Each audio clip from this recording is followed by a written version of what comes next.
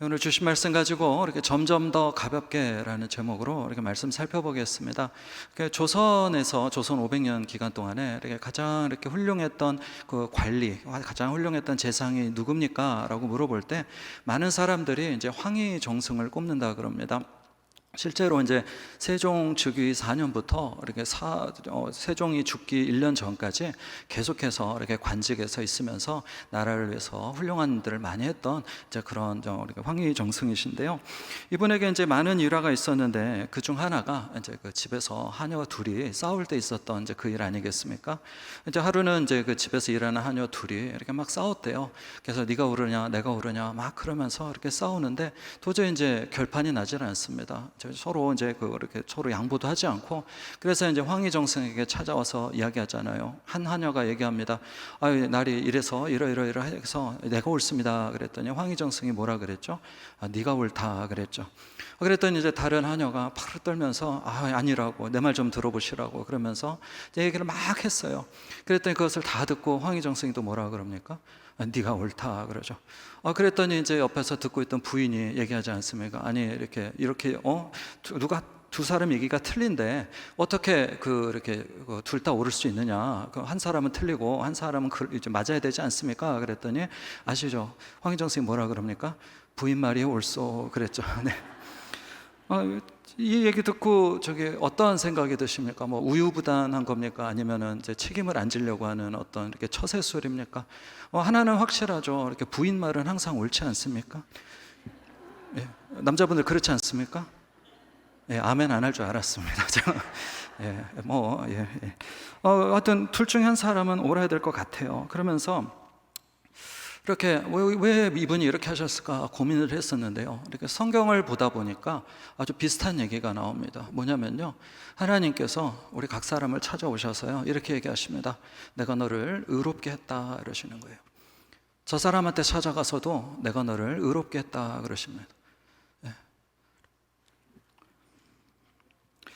우리끼리는요, 그래도 내가 너보다는 낫지라고 말은 못해도 속으로 생각할 수는 있을 것 같습니다. 그렇지만 우리가 압니다. 다 알아요. 모르지 않아요. 하나님 앞에서 우리 모두는 다 은혜가 필요한 죄인이라는 것이죠. 하나님께서는 그저 예수님의 십자가를 통해서 우리의 죄를 용서해 주시고 우리가 의롭다라고 이렇게 칭해 주십니다. 그걸 우리가 신학적인 용어로 이렇게 칭의라고 그렇게 얘기를 하죠. 복음서를 보면 예수님께서 십자가에서 죽으실 때 한편 달린 강도에게 네가 오늘 나와 낙원에 있으리라 이렇게 말씀해 주시고요. 또 예수님 앞에 와서 눈물을 흘리면서 옥합을 깨트리고 머리털로 이렇게 예수님의 발을 닦았던 여인에게 죄 사함을 말씀하십니다. 또 중풍에 걸려서 친구들에게 실려와서 지붕을 뚫고 예수님 발 앞에 이렇게 내려진 그 중풍병자에게도 병을 먼저 고쳐주지 아니하시고 너의 죄가 사하여졌다라고 이렇게 예수님께서 말씀하신다라는 것이죠. 우리가 지었던 죄가 없어진다라는 뜻은 아닐 겁니다. 그러나 예수님의 십자가의 공로를 의지해서 하나님께서 우리의 죄를 사하여 주신다라는 것을 우리는 기억해야 된다라는 것이죠. 자, 오늘 본문은 우리에게 너무나 익숙한 탕자의 비유입니다. 탕자의 비유를 묵상하다 보니까요, 우리가 정말 그 신앙생활 할 때 너무 힘들어하지 않아도 된다라는 것을 이렇게 발견하게 돼요. 오늘 그것을 한번 살펴보려고 합니다. 제가 한 가지 질문을 좀 드려볼게요. 신앙생활 하시는 게 쉬우신가요? 어려우신가요? 속으로 대답해 보십시오. 한번 생각을 해보세요. 신앙생활 하는 게 쉬우십니까? 어려우십니까? 이렇게 저는 좀 어렵다고 생각했던 적도 있었습니다. 이 땅에서 이렇게 좁은 길 이렇게 성경에서 이렇게 얘기하시면서요, 이 땅에서 신앙생활하는 게 그렇게 간단하지는 않은 것 같아요. 오리를 가자 그러면 십리를 가야 될 것 같고요. 그다음에 오른밤을 치면 왼밤도 돌려대지는 못하지만 이렇게 맞다기를 올려치지는 못할 것 같은, 이렇게 딱 올려치고 싶어도 이렇게 주저하게 되지 않습니까? 그러니까 우리의 본성과 다른 게 너무나 많다라는 것입니다. 굉장히 지금 중요한 부분을 얘기했는데요. 우리가 왜 신앙생활하는 게 어렵습니까? 왜 순종하는 게 어렵습니까? 우리 본성과 다르기 때문에 그렇다라는 것이에요. 세상 사람들은 말씀을 거절할 수 있습니다. 자기 마음대로 할 수 있습니다. 근데 우리 믿는 사람은 어때요? 순종하지 못할 수도 있겠죠. 그죠? 그렇지만 마음에 찔림이 있다라는 것입니다. 고민이 되는 거예요. 해야 되는데, 못하겠는데, 해야 되는데, 이런 고민이 있다라는 것입니다. 우리 믿는 사람들의 하는 그런 대부분의 고민이 바로 여기서 오는 것 같아요. 하나님의 뜻인 것은 모르지 않아요. 예수 믿는 사람이라면 알기는 압니다. 그런데 내 본성은 하기 싫으니까 갈등이 생기고 그렇게 하다 보니까 이렇게 신앙생활하는 게 어렵다라고 이렇게 생각하게 된다라는 것이죠. 그래서 이제 가끔 이제 내가 은혜 안에 있나 없나 이거를 좀 그렇게 좀 확인하고 싶으실 때 있잖아요. 그럴 때 정말 쉬운 방법이 있습니다. 이것만 보면 돼요. 하나님께서 어떤 말씀을 주셨을 때 내가 고민하나 안 하나 그것만 보셔도 됩니다. 뭐 순종하면 더 좋겠죠. 근데 100% 우리가 순종하는 거 아니잖아요. 그러니까 순종은 우리 신앙의 성숙도를 나타내는 지표겠고요. 우리가 고민하나 안 하나만 봐도 우리가 하나님의 은혜 가운데 있나 아닌가 이렇게 살펴볼 수 있다라는 것입니다. 자, 오늘 말씀 가지고 어떻게 하면 우리가 신앙생활을 좀 쉽게 할 수 있을까? 어떻게 하면 좀 이렇게 덜 힘들어하면서 할 수 있을까? 한번 3가지 정도로 이렇게 간단하게 좀 살펴보려 합니다. 첫 번째입니다. 신앙생활을 가볍게 하는 법, 애초에 떠나지 마라라는 것입니다. 따라해 주시면 감사하겠습니다. 애초에 떠나지 맙시다. 감사합니다. 우리가 살펴볼 게 이제 첫째 아들이거든요. 그 아버지 집 떠나지 않았어요. 우리가 맏아들로부터 배워야 되는 건 딱 하나입니다. 그냥 떠나지 않는 거예요. 떠나지 않았다라는 사실이라는 것이에요. 왜냐하면 그 맏아들이요, 우리가 뒤편에 이렇게 말씀들을 보면 떠나지는 않았지만 그렇다고 해서 아버지의 마음을 알았던 것도 아닌 것 같고요. 그렇다고 해서 어떤 물질에 욕심이 없었던 것도 아니었다라는 것입니다. 그냥 단지 떠나지 않았어요. 우리가 배워야 될 것은 그거라는 것이에요. 신앙생활 가볍게 하는 법 중에 하나가 뭔지 아십니까? 이렇게 하지 않아도 될 고난은 받지 않는 게, 피해가는 게 가장 이렇게 지혜로운 것이다라는 것을 저도 계속해서 배워가고 있습니다. 오늘 이제 그 본문을 계속하다 보면요, 둘째 아들은 물론이고요, 맏아들도 아버지의 마음을 다 알지 못합니다. 그리고 둘째 아들이 물질에 욕심이 있었던 것처럼 첫째 아들도 물질에 욕심이 있었어요. 누가복음 15장 29절 30절 제가 읽어드리겠습니다. 아버지께 대답하여 이르되 내가 여러 해 아버지를 섬겨 명을 어김이 없거늘 내게는 염소 새끼라도 주어 나와 내 벗으로 즐기게 하신 일이 없더니 아버지의 살림을 창녀들과 함께 삼켜버린 이 아들이 돌아오매 이를 위하여 살진 송아지를 잡으셨나이다 그랬어요. 그러니까 맏아들이나 둘째나 그 마음밭은 비슷했습니다. 그럼 두 아들의 차이가 뭐였는가? 하나밖에 없었어요. 큰 아들은 떠나지 않고 작은 아들은 떠났다라는 것이에요. 그 결과 딱 그 차이가 나는 건 이겁니다. 둘째는 고생하고 첫째는 고생하지 않았다라는 것이죠. 우리가 신앙생활을 할 때 한번 생각해 보십시오. 하나님의 뜻이 다 이해가 되시던가요? 저는 잘 안 되더라고요. 하나님이 왜 이렇게 늦게 응답하시는지, 아니면 왜 이렇게 제가 기도했던 것과 다르게 응답하시는지 참 이해가 안 될 때가 이렇게 많았습니다. 게다가 하나님은 일반적으로 그렇게 딱히 설명하지도 않으시거든요. 그럴 때 이제 사단이 우리에게 속삭이는 거죠. 떠나 그러는 거예요. 그만둬 그러는 겁니다. 여기만 하나님이 명하신 자리냐, 이렇게 우리를 속이려고 한다라는 것이죠. 사단이 우리를 어떻게 속입니까? 우리는 흔히 사단이 우리 앞에 막 금은보화를 쌓아놓고 우리가 이렇게 막 우리를 유혹한다 이렇게 생각을 합니다. 그런데 그렇지 않아요. 사단이 우리를 속이는 아주 효과적인 방법이 있습니다. 그것이 뭔지 아십니까? 우리가 듣고 싶은 말을 해줘요. 내 마음을 너무나 잘 아는 것처럼 우리를 속입니다. 그러면 우리는 그게 얼마나 효과적인지 아마 아시는 분은 아실 거라는 것이에요. 그만둬 그러는 거죠. 그렇지 않아도 마음이 힘들어 죽겠는데 그만둬 그러는 겁니다. 네가 뭐가 아쉬워서 이런 대접을 여기서 받아야 되냐 그러는 거예요. 개인적으로 저는 이제 혈액형, 별자리, MBTI 그거를 이제 재미 이상으로 봐서는 안 된다라고 이렇게 하는 쪽입니다. 왜 그렇습니까? 그 재미로 보면은 상관이 없지만 그것을 사단이 잘못 이용하면 우리가 굉장히 이렇게 어떤 그 올무나 아니면 그런 것에 좀 걸려 넘어질 수 있기 때문에 그래요. 왜 그렇습니까? 사단이 이렇게 잘못 사용하는 거예요. 이렇게 하는 겁니다. 너는 혈액형이 무슨 형이니까 성격이 그렇게 될 수밖에 없어. 막 이렇게 얘기를 하는 겁니다. 사실 그렇지 않거든요. 하나님께서 우리를 어떻게 만드십니까? 새 사람을 만드신다 그랬거든요. 하나님께서 우리를 정말로 아름답게 또 성화시키신다 그러셨거든요. 근데 사단은 어떻게 합니까? 너는 그렇게 살 수밖에 없어 라고 얘기하면서 우리를 자꾸만 뒤로 물러나게 만든다라는 것이에요. 자, 우리 옆에 분하고 이렇게 인사하겠습니다. 하나님께서 나를 더 멋지게 만들어 주실 것입니다. 인사하겠습니다.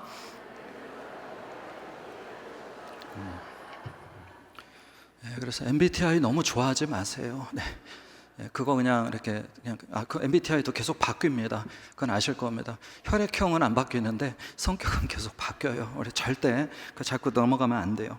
자, 우리가 믿는 하나님 어떠십니까? 우리를 변화시키시고 새 사람이 되게 하신다라는 것이에요. 그것을 잘 모르겠다 하시면요, 몇 년 전의 내 모습과 지금의 내 모습을 한번 비교해 보십시오.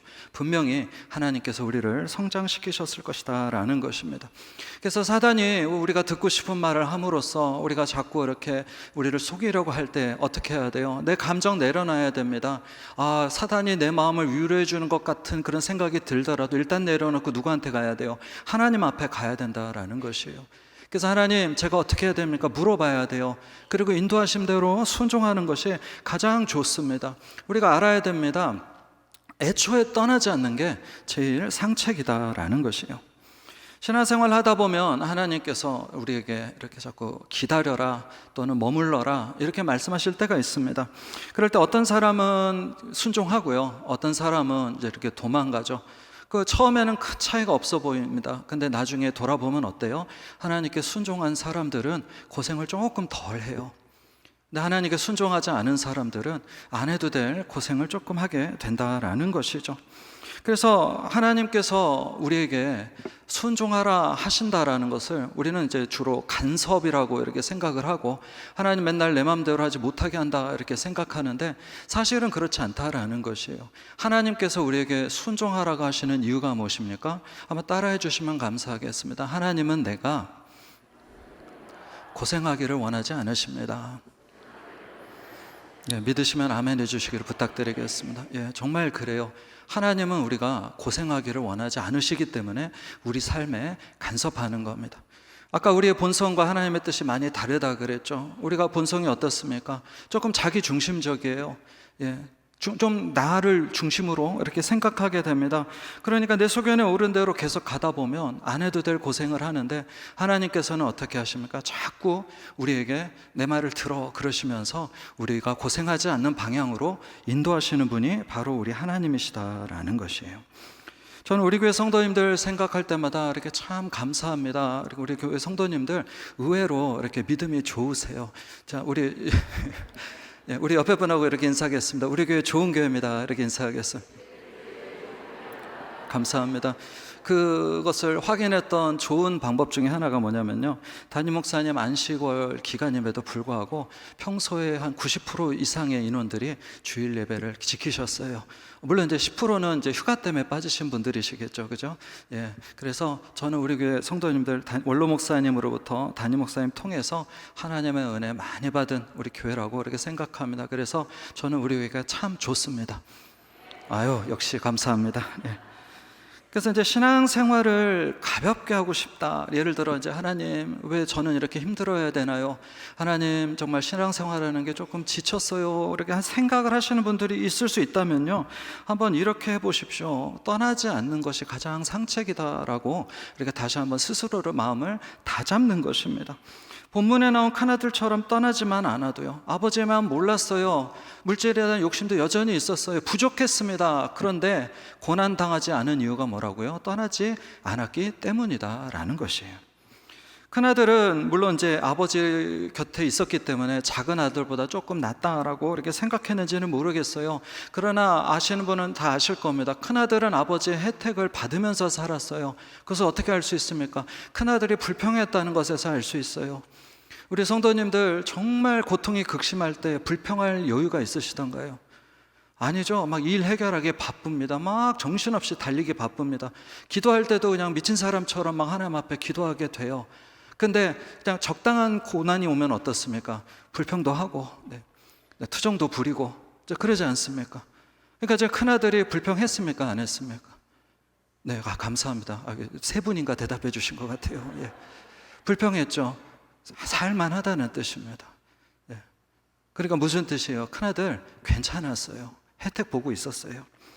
기억하시기를 부탁드립니다. 하나님께서 우리 삶에 간섭하신다면 그럴 때 하나님이 서운하게 느껴질 수도 있겠지만, 또는 사단이 그렇게 속일 수도 있겠지만, 하나님께서 그렇게 하시는 목적이 무엇이라고요? 우리가 고생하기를 원하지 않으신다라는 아버지의 사랑이라는 것을 우리가 기억해야 될 것입니다. 이것을 기억할 때 우리가 하나님 떠나지 않고 버티는 것이 조금 더 쉬워질 겁니다. 자, 두 번째입니다. 신앙생활을 조금 더 가볍게 하는 방법 두 번째, 떠났다면 빨리 돌아오면 된다라는 것이에요. 빨리 돌아오면 된다라는 것입니다. 둘째 아들 자기 생각대로 기어이 밀어붙였죠. 둘째 생각이 무엇입니까? 아버지가 내 돈을 안 준다라는 생각이었어요. 그것을 어디서 볼 수 있습니까? 아버지에게 내 유산을 먼저 달라라고 얘기했다라는 것에서 볼 수 있어요. 당시 중동 문화에 의하면요, 유산을 먼저 달라고 하는 것은 아버지가 빨리 죽기를 바라는 것이다 그랬습니다. 그래서 중동 문화를 연구하신 분들에 의하면 아버지 나에게 유산을 먼저 달라고 그랬으면 아마 동네 사람들이 그 둘째 아들을 거의 죽을 때까지 때렸을 것이라고, 혼을 냈을 것이라고 이렇게 얘기를 해요. 왜 그렇습니까? 아버지가 죽어야 유산을 받는데 유산을 먼저 달라는 것은 아버지가 빨리 죽어야 된다라는 그 생각을 갖고 있었기 때문이다라는 것이에요. 아마도 이제 사단은 그 생각을 부추겼을 것이고요. 그 다음에 이제 그 둘째는 그렇게 해서 아버지를 떠나게 됩니다. 근데 우리가 본문을 통해서 알 수 있듯이 그 둘째 아들의 선택은 잘못된 선택이었습니다. 둘째 아들은 아버지를 떠난 지 얼마 되지 않아서 이제 고생을 하게 되죠. 자, 그러면 우리가 떠났을 때 희망이 없는가? 우리가 떠났을 때 정말 힘들어지는가? 우리가 바로 놀라운 사실을 보게 됩니다. 어떻습니까? 둘째 아들이 아버지의 집을 생각나더라, 기억하더라라는 것이에요. 이것이 바로 우리가 좀 오늘 붙들어야 될 사실입니다. 물론 온전한 회개는 아니었죠. 배가 고픈데 아버지 집에 가면 좀 배는 고프지 않겠지, 밥은 먹겠지라는 생각으로 이렇게 돌아옵니다. 근데 중요한 것은 무엇이었어요? 이 생각 때문에 둘째가 구원을 받게 되는 것이죠. 자, 그럼 이 생각이 왜 났겠습니까? 아버지 집에 있을 때 있었던 일들이 기억이 났다라는 것입니다. 저는 오늘 이제 본문을 묵상하면서 이 부분이 너무나 이렇게 감동적으로 다가왔어요. 여기 계신 분들, 이게 자녀들이나 또는 이제 주변의 이웃들이나 친구들, 안 믿는 분들을 위해서 이렇게 기도하시는 분들이 있으실 거라고 생각합니다. 그들을 사랑하기 때문에 기도해요. 그런데 어떤 자녀나 어떤 사람은 빨리 하나님께로 돌아옵니다. 그럼 굉장히 위로가 되고 힘이 나요. 근데 어떤 사람들은 정말 이렇게 지지리도 안 듣고 자기 소견에 옳은 대로 가고 이렇게 좀 힘들게 하죠. 그럴 때 낙심이 됩니다. 정말 내가 기도해도 안 되나, 이런 생각이 들 수 있다라는 것이에요. 근데 그들이 어떻게 반응하든지 간에 낙심하지 않고 기도할 수 있는 이유를 오늘 본문에서 이렇게 발견할 수 있는 것입니다. 무엇입니까? 하나님께서 우리 자녀들에게, 하나님께서 그 사람들에게 기억나게 해주실 것을 믿기 때문에 우리는 기도를 멈추지 않을 수 있다라는 것이에요. 평소에 부모와 지냈던 기억, 또는 믿음의 그 친구들 또는 그런 사람들과 지냈던 기억들을 하나님께서 생각나게 하실 때 그 사람들이 반드시 돌아오게 될 것을 우리는 기대할 수 있다라는 것입니다. 우리가 아무리 신앙생활 잘해도, 부모가 아무리 신앙생활 잘해도 자녀가 이렇게 또 신앙생활을 안 하고 엇나갈 수 있어요. 그거는 자녀들의 어떤 책임입니다. 그러면은 부모가 아무리 잘해도 자녀들 소용없구나 라고 이렇게 생각할 수 있을 거예요. 근데 중요한 사실이 무엇입니까? 그 자녀들이 결정적인 순간에 부모님의 신앙생활 하던 모습을 기억하게 될 것을 우리는 기대해도 된다라는 것이에요. 어떻게 확신할 수 있습니까? 하나님께서 자녀들에게 기억나게 해주실 것이다 라는 것입니다. 그래서 우리 부모 세대가 계속해서 신앙생활을 잘 해야 되는 이유가 바로 여기 있습니다. 평소에 듣든지 아니 듣든지 자녀들에게 또는 이웃 사람들에게 하나님에 대해서 계속해서 증거해야 될 필요가 바로 여기 있다라는 것이에요. 갈라디아서 6장 9절 우리가 한번 같이 읽어봐 주시면 감사하겠습니다. 갈라디아서 6장 9절입니다. 시작. 우리가 선을 행하되 낙심하지 말지니 포기하지 아니하면 때가 이름에 거두리라. 아멘. 성도님들 중에서도 신앙의 방학을 하다가 돌아오신 분들 가끔씩 뵙게 됩니다. 비슷해요. 이렇게 중고등학교 때까지는 신앙생활 하다가 대학교 또는 사회생활 하면서 잠깐 이제 또 쉬어요. 방학을 합니다. 그러다가 이렇게 돌아오게 되는데 그분들이 또 공통적으로 얘기하는 게 꼭 있습니다. 부모님의 신앙이나 그 전에 또 이렇게 자기를 위해서 전도하던 사람들의 그 모습들이 기억나기 때문에 돌아오는 경우를 너무나 많이 발견하게 돼요. 보면은 그분들이 포기하지 않고 신앙생활 안 하고 방학하잖아요. 무슨 얘기하면 안 듣잖아요. 그런데 그분들이 포기하지 않고 기도했던 것들이 나중에 큰 은혜로 다가오게 되면서 그 은혜에 저항하지 못하고 하나님께 다시 돌아오게 되시더라라는 것입니다. 그래서 우리가 그것을 알아야 됩니다. 우리는 어떠한 일이 있어도 낙심하거나 포기해서는 안 된다라는 것이에요. 우리 옆에 분하고 이렇게 인사하겠습니다. 하나님께서 하실 터이니 포기하지 맙시다. 인사하겠습니다. 아멘. 오늘 본문을 보면 하나님 아버지께서 둘째 아들을 그렇게 막 환영해 주세요. 잘 왔다고, 살아 돌아왔다고. 아직 그 마음이 다 변한 거는 아니었음에도 불구하고 일단 돌아왔으니 됐다 그러면서 이렇게 꼭 안아주십니다. 우리 자녀들도 또 우리 주변에 안 믿는 사람들도 우리가 기도하는 그 모든 사람들도 하나님께서 그렇게 환영해 주실 것이라는 것을 우리가 기억할 때 우리는 절도 이렇게 지치지 않고 또 앞으로 이렇게 다름박질하게 될 것입니다. 자, 우리 마지막 세 번째입니다. 가볍게 신앙생활하는 마지막 세 번째, 돌아왔으면 예전의 생각들을 내려놓으라라는 것입니다. 돌아왔으면 또는 머물러 있었으면 예전의 생각들을 내려놓으라라는 것입니다. 우리가 계속 살펴봤습니다. 떠나지 않았지만 또 돌아왔지만 장남이나 둘째나 똑같은 생각을 가지고 있다고 했어요. 아버지 마음 잘 모릅니다. 또 물질에 욕심이 있습니다. 근데 아버지가 어떻게 해요? 니들이 그럴 수 있냐 그러지 아니하시고요. 계속해서 권면해 주신다라는 것이에요. 아버지가 자녀를 자녀라고 생각하면은요, 포기하지 않는다라는 것입니다. 우리 부모님들 한번 이렇게 속으로 대답해 보십시오. 자녀들에게 잔소리 하십니까? 안 하십니까? 예, 되게 이렇게 표정이 이렇게 재밌으시네요. 네. 예, 자녀들이 듣든지 아니 듣든지 잔소리를 안 할 수 없습니다. 적어도 기도를 쉬지 않습니다. 왜 그렇습니까? 사랑하기 때문에 그래요. 자녀이기 때문에 그래요. 예. 하나님께서 우리 삶에 간섭하십니다. 그죠? 예, 경고도 하시고 어쩔 때는 물리적으로 딱 막아버리시고 어쩔 때는 그냥 이렇게 계속해서 끌어당기기도 하시고 그러십니다. 근데 그 이유가 무엇이라고요? 우리가 자녀이기 때문에 그렇다라는 것입니다. 우리 한번 따라해 주시면 감사하겠습니다. 하나님, 저 자녀 맞지요? 아멘. 감사합니다. 우리 둘째 아들이 어떤 마음으로 돌아왔습니까? 품꾼의 마음으로 돌아왔어요. 근데 아버지는 어떻게 하십니까? 아들로 대우하십니다. 너는 품꾼이 아니다. 너는 내 아들이다. 하나님께서도 우리에게 이렇게 말씀하신 적 있잖아요. 정말 하나님 앞에서 그냥 죄인이어서 눈물만 흘리는데 하나님께서 사랑한다 내 딸아, 사랑한다 내 아들아 라고 말씀하신 경험 다들 한 번씩 있지 않으십니까? 첫째 아들은 어떻습니까? 아버지가 불공평하다라고 생각했어요. 그래서 힘들었어요. 예전에 저는 이제 이 뒤에 본문을 가지고 아버지가 큰 아들을 막 나무라는구나. 동생이 고생하다 돌아왔는데 환영하지는 못할 망정.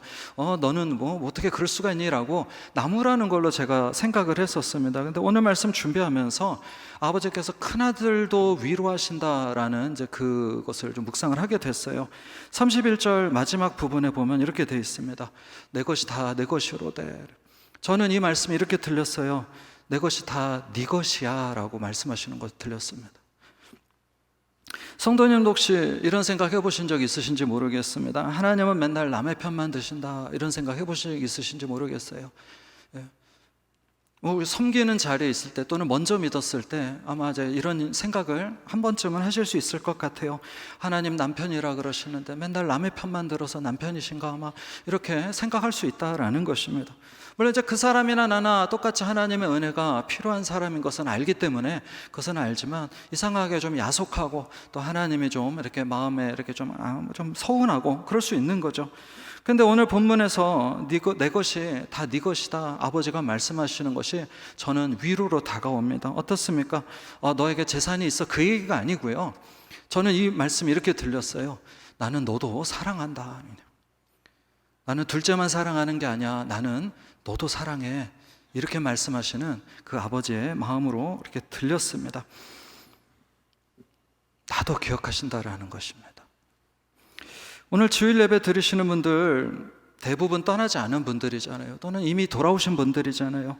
기억하시기를 부탁합니다. 아무리 힘들어도 하나님은 나도 기억하신다라는 사실을 우리가 생각할 때 우리는 조금 더 가볍게 앞으로 전진할 수 있을 것입니다. 우리가 하나님 안 계시다고 믿어서 힘든 게 아니잖아요. 우리가 하나님 사랑하지 않아서 힘든 거 아니잖아요. 그냥 하나님께서 나를 기억해 주신다라는 그 한마디만 들으면 힘날 수 있는 분들이시잖아요.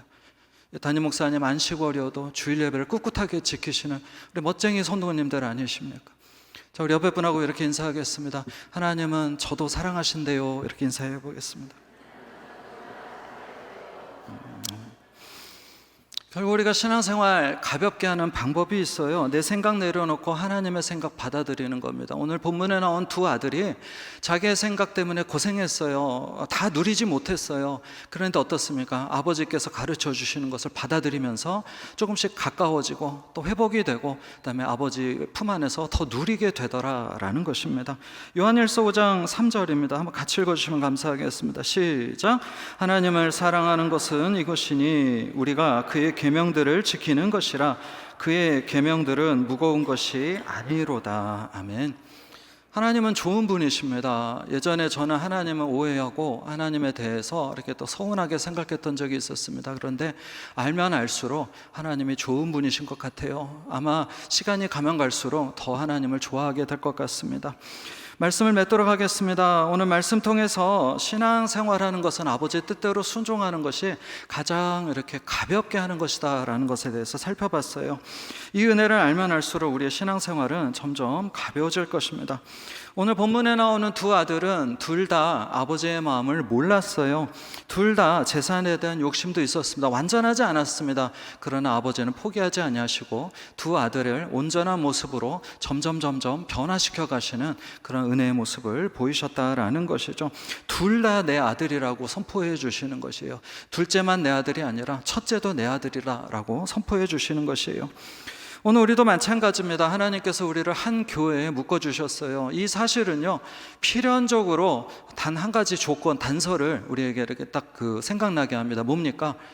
이 성도님에게 가서도 하나님께서는 너를 내가 의롭게 했다라고 말씀하셨고요. 저 성도님들한테 가서도 내가 너를 의롭게 했다라고 말씀하셨다라는 사실이 기초가 되어야만 우리가 한 교회에 있다라는 것이 이렇게 그 사실이 우리 마음에 더 많이 받아들여지게 된다라는 것입니다. 마태복음 11장 28절에서 30절 말씀입니다. 수고하고 무거운 짐진 자들아 다 내게로 오라. 내가 너희를 쉬게 하리라. 나는 마음이 오냐고 겸손하니 나의 멍에를 메고 내게 배우라. 그리하면 너희 마음이 쉼을 얻으리니 이는 내 멍에는 쉽고 내 짐은 가벼움이라 하시니라 했어요. 예전에는 이 말씀 잘 이해가 안 됐습니다. 왜 그러냐면요, 제가 이렇게 성령 체험도 하고 은사도 받고 그다음에 제자 훈련도 받고 성경 통독도 하고 그다음에 또 제가 모태신앙 아니겠습니까? 그래서 정말로 모든 조건을 다 갖춘 것 같은데 하나님의 말씀대로 사는 게 너무나 어려운 거예요. 그래서 정말 이래서 좁은 길이라 그러시나 이래서 좁은 문이라 그러시나 그러면서 정말로 힘들어했던 그런 시기가 있었습니다. 근데 하나님께서 그런 저를 불쌍히 여기셔서 이렇게 훈련시키시면서 결국 하시는 게 뭐예요? 제 생각을 내려놓고 하나님의 생각을 받아들이는 훈련을 지금도 계속 하고 계셔요. 근데 그걸 하다 보니까 어떻습니까? 점점 제 짐이 가벼워지는 것을 배우게 되는 것입니다. 그래서 이 오늘 조금 전에 읽어드렸던 마태복음의 말씀이 이해가 되기 시작하더라고요. 하나님, 그렇군요. 정말 하나님과 동행하는 게 가장 쉬운 일이군요. 가장 복된 길이군요. 라는 것을 이렇게 배우게 되었습니다. 우리 꼭 기억하시기 바랍니다. 내 생각 내려놓지 않으면 안 해도 될 고생하게 됩니다. 그러나 내 생각 내려놓고 하나님의 생각을 받아들이면 정말 가벼워진다라는 것을 우리가 기억이라도 했으면 하는 것입니다. 우리가 한번 연습을 해볼까요? 이렇게 하나님의 생각을 받아들이는 연습. 우리 옆에 계신 분 얼굴을 한번 보십시오. 가족이나 부부가 앉아있다면 그 부부끼리 딴 데 보지 마시고 꼭 부부가 이렇게 한번 보시기 바랍니다. 그러면서 이렇게 얘기하겠습니다. 당신도 옳습니다. 연습해 보겠습니다. 이게 연습입니다. 당신도 옳습니다. 다른 이렇게 잘했다 잘못했다 절대 그거 아니고요. 누구 편 드는 거 아니고요. 혹시 목사님도 남의 편 드십니까? 이제 그러면은 저도 드릴 말씀은 없고요. 그러나 하나님께서 우리를 한 교회로 묶어주셨다라는 사실은 어찌됐든 하나님께서 그분을 위해서도 예수님께서 돌아가셨다라는 사실을 우리가 인정하지 않을 수 없다라는 것입니다. 자, 이 세상 사는 것, 정말 이 세상에서 정말 그리스도인으로 살아가는 거 쉽지 않습니다. 그렇지 않아도 힘든 삶, 정말 이렇게 신앙생활도 힘들게 하고 싶으십니까? 저는 정말 싫습니다. 저는 신앙생활 힘들게 하고 싶지 않습니다. 근데 아무리 성경을 봐도요, 빨리 하나님한테 퐁당 들어가는 게 제일 쉬운 것이라는 것을 발견하게 됩니다. 그래서 오늘도 저도 이렇게 몸부림치고 있는 겁니다. 자, 하나님의 뜻을 받아들이고 하나님의 손 붙들고 한 주간도 달려가심으로 승리하시고 또 기적의 주인공이 되시고 또 간증의 주인공 되신 한 주가 다 되시기를 주님의 이름으로 축복합니다.